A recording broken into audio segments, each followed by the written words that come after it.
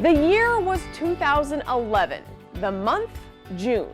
I was a junior in college finishing up a semester abroad in Sevilla, Spain.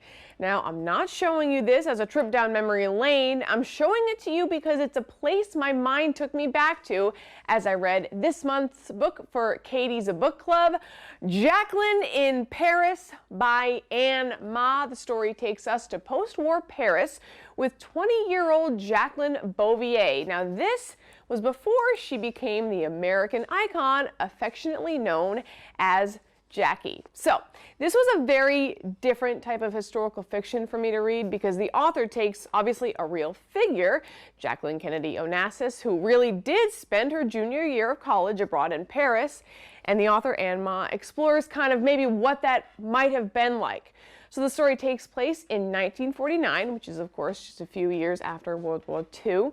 France is still picking up the pieces after the occupation, so for Jackie, it's kind of a mix. She's enamored with the city of lights, but also seeing beyond to the truth, which isn't always beautiful. Now, what I found especially fascinating was that though Jackie was thousands of miles away from home, she still struggled to not see things, her different experiences, through her mother's judgmental eyes. And I think all of us can kind of relate to that in one way or another, having some kind of difficult voice in our head that won't go away no matter how many miles away we are.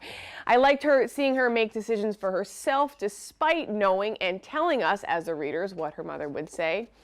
And through a few different experiences, I thought this was fascinating. She kind of has the realization that being a foreigner in the country, she sort of represents more than just herself. She's America as a whole, which is a big revelation, I thought, for a woman who, of course, would go on to become the First Lady of the United States. I also loved every time she would sit down to eat at a cafe, and I would picture the scene and the people and the tables, and I would imagine it was something similar to what I saw in Spain, and that was quite magical. Also interwoven in her relationships in this story is the traumatic aftermath of the French Resistance, a web of spies, and the rise of communism. So the reader can trust everyone Jacqueline meets until they can't. No spoilers, but one betrayal in this is brutal. And you guys know I gotta pick out a quote every time. I'm gonna call it Katie's quote, you know.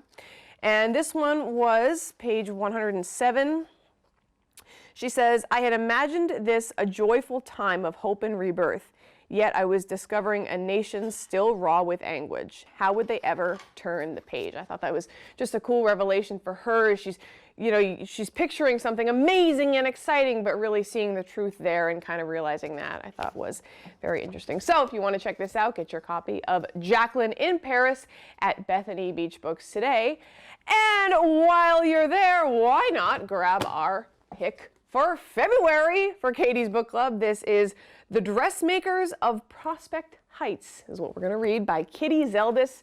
Now, this is going to take us to New York City in 1920. We're going to have three very different women cross paths with each other, and they each have their own set of secrets. Now, I already started this, I'm going to be honest, and I am gripped. I love one of the characters already, so I would love for you to join me and read it as well. So, Dressmakers of Prospect Heights, February, Katie's Book Club. Go to Bethany Beach Books. They can make it happen.